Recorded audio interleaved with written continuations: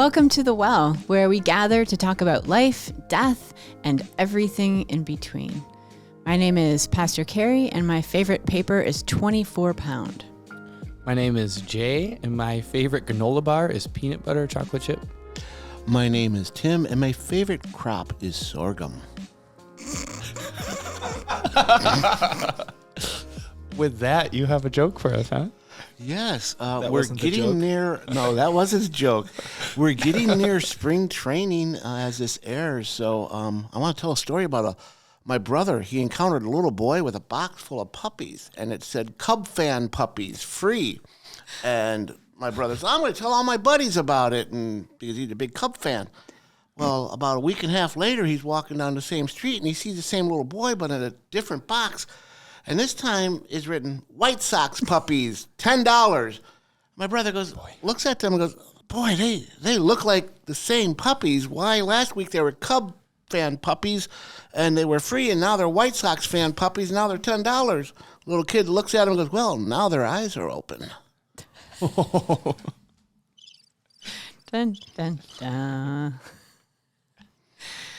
How do we follow that one up? Very good. Well, I think our only choice is to call on Mel, our friend who lives in the well. Mel, why don't you come up, say hello.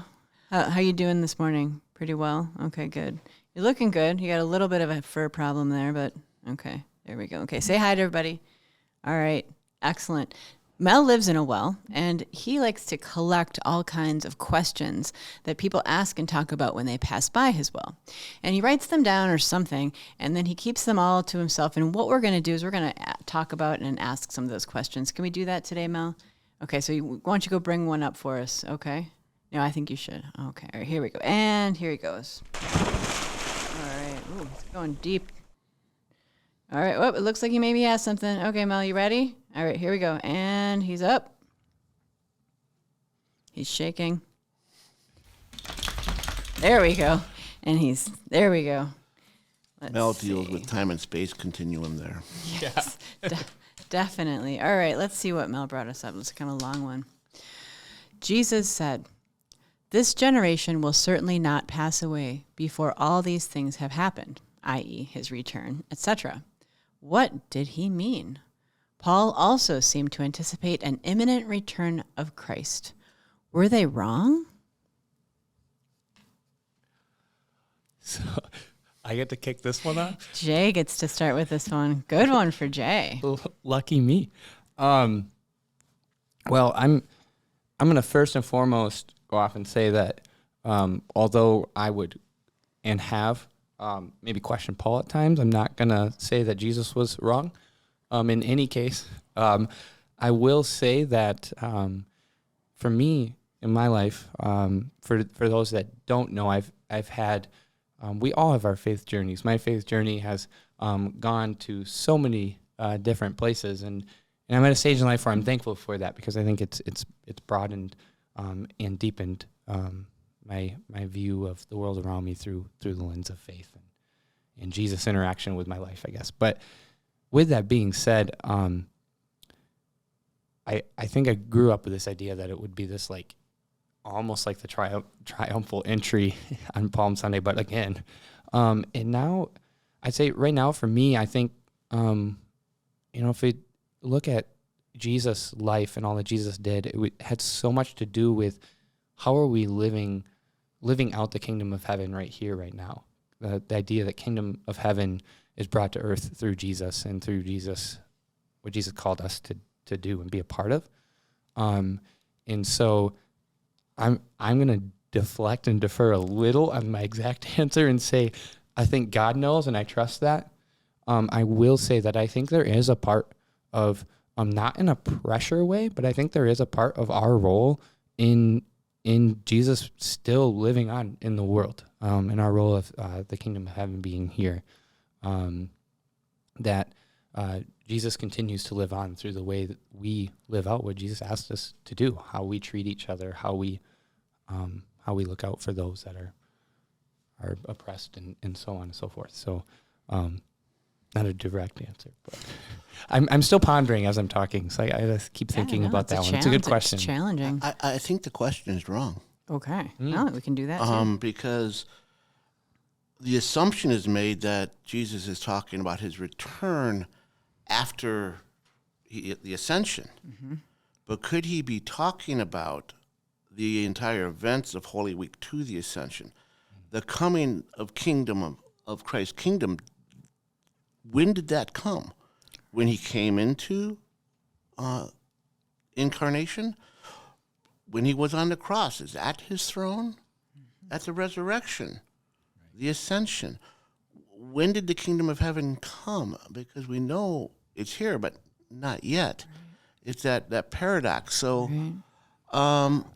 yes, Jesus said that's true. This generation didn't pass away before they experienced the coming of the kingdom of heaven. They did experience that. Now, if you're talking about the second coming of Christ, every generation thinks that it's going to be now. I mean, how could it get any worse than now? Right. I love when people say that, as a person who's into history, how can it get any worse than we have now? Have you looked at the Middle Ages? Yeah. How much do you like your bathroom? Yes. Want to talk about plagues? A third of the people gone. Right. So, but no, I mean, I'm not saying it's not bad, but I just think that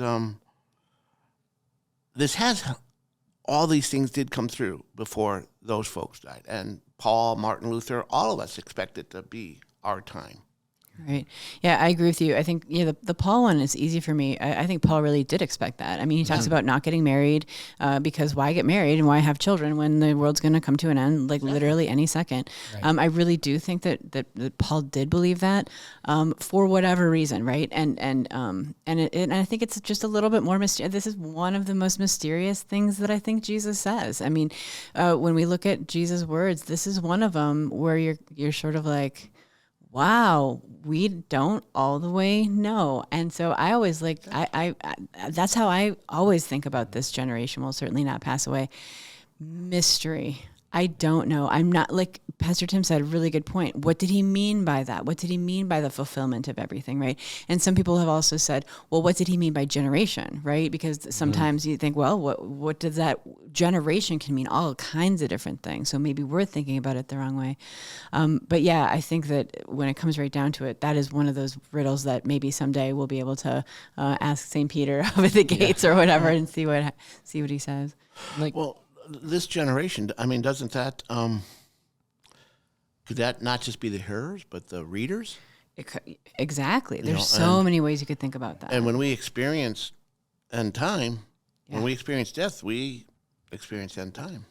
And, to throw myself out there fairly vulnerably, this question is, for me personally, I really don't think it changes what God, that's what Jesus is calling me to do as a Christian. Exactly. Yeah. Whatever the answer is, it doesn't mean I don't think about it, but I don't think it changes what God's calling me to do and to be in the world. That's a key part of it. Yeah. Thank you. Very good.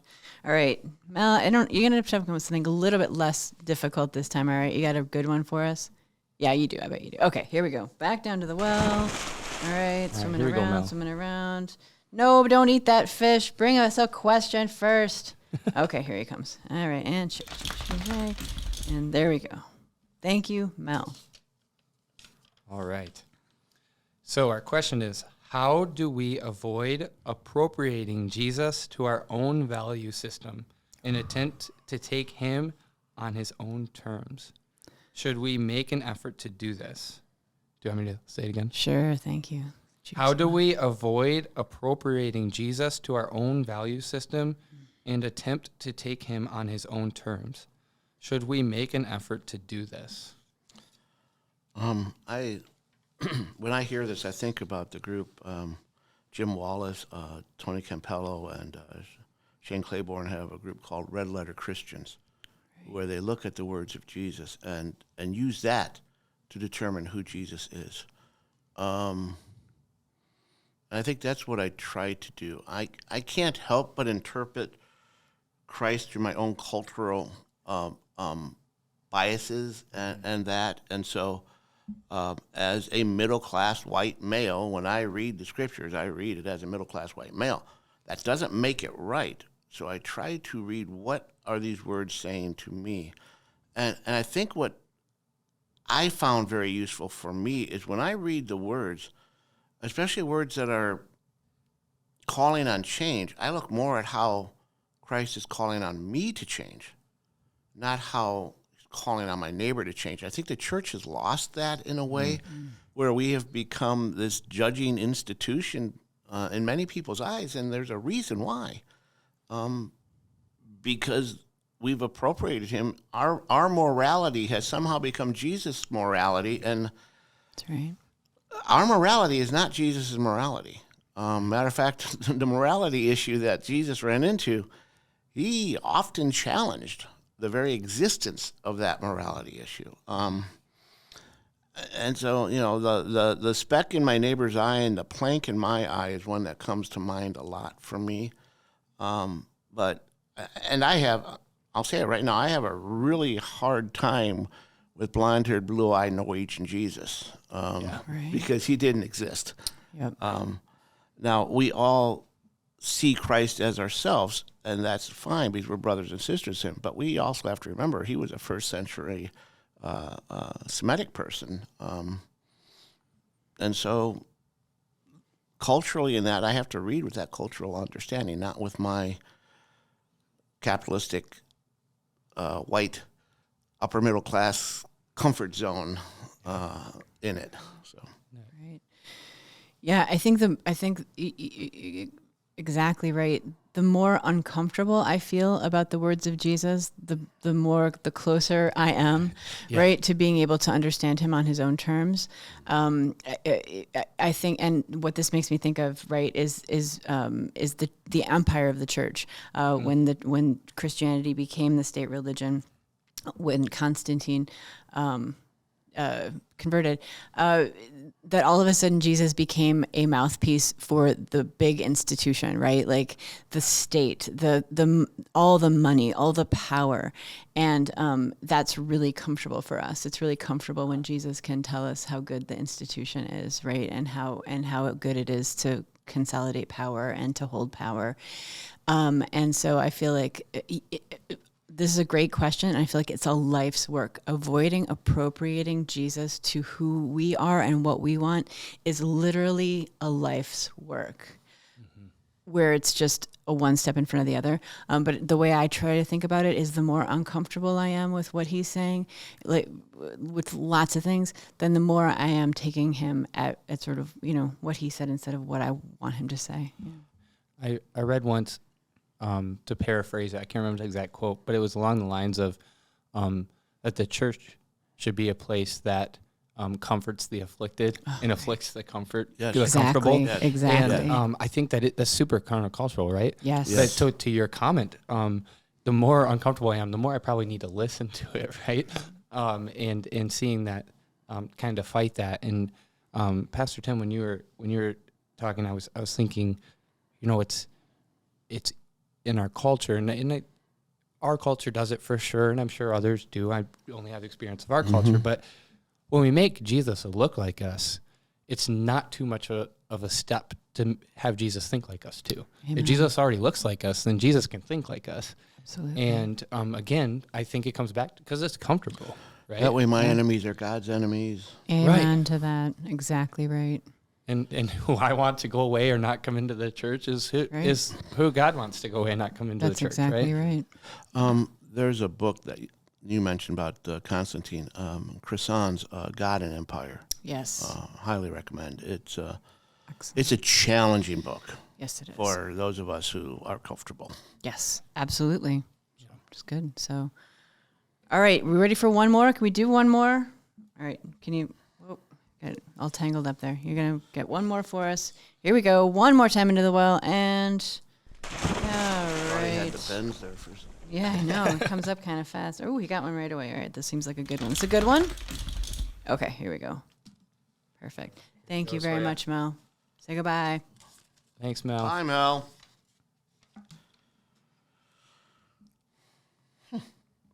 If aliens landed on Earth tomorrow and offered to take you home with them, would you go? How come I am the first one who thinks one? We all think that probably. If aliens landed on Earth tomorrow and offered to take you home with them, would you go?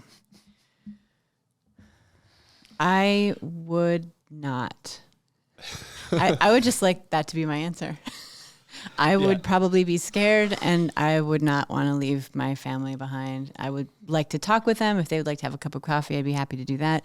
But I'm probably not going to get on the spaceship, at least voluntarily. Yeah, this might be a speed round.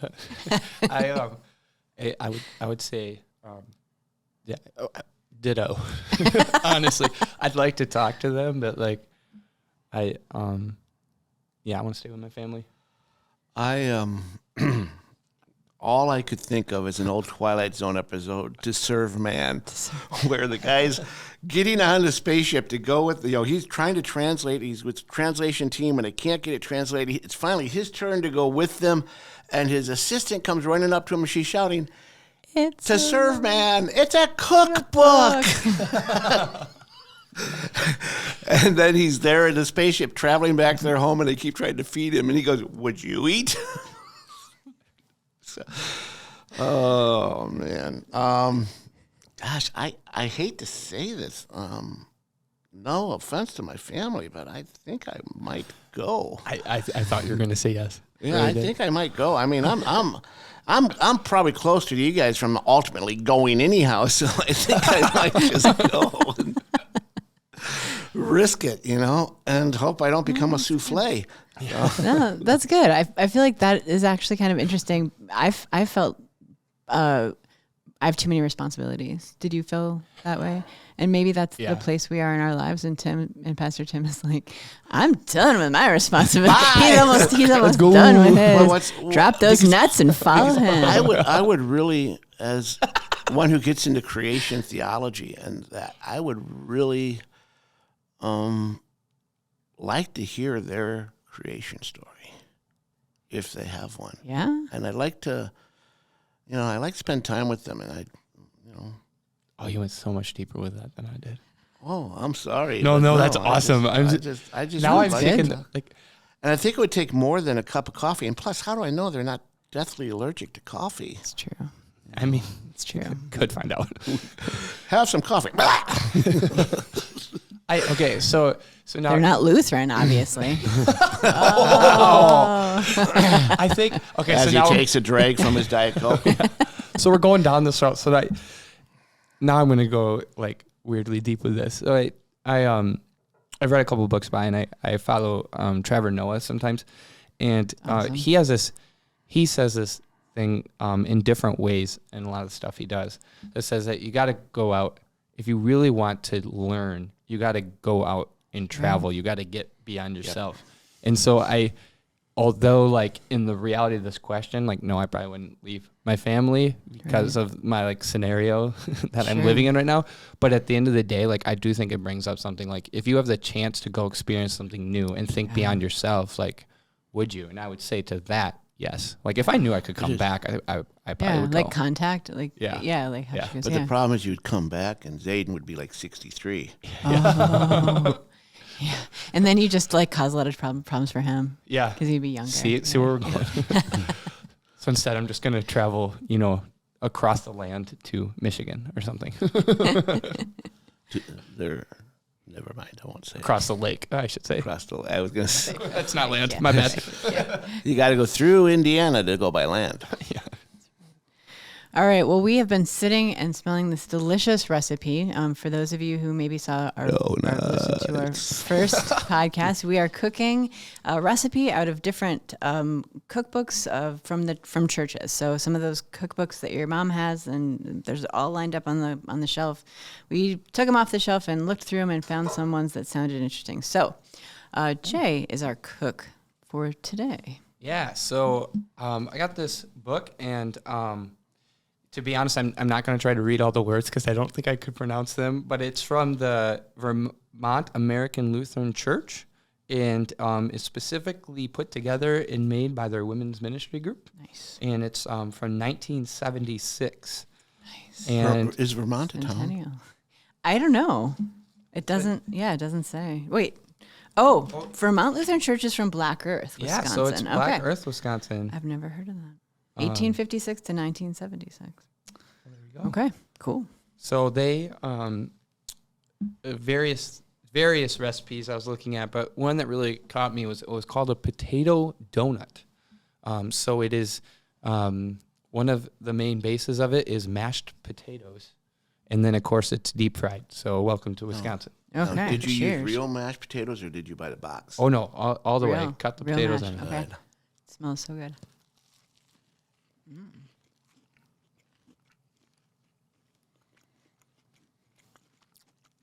It's really good. It doesn't, like, I can't tell it's potatoes at all. No. Can you? No, I was waiting to like see if there was like a particular part of it that like wasn't mashed well, but I'm not finding that. It's good. No chunks. It's good. I would Very good. good. Say it tastes like a donut. It does For the taste most like a part, donut.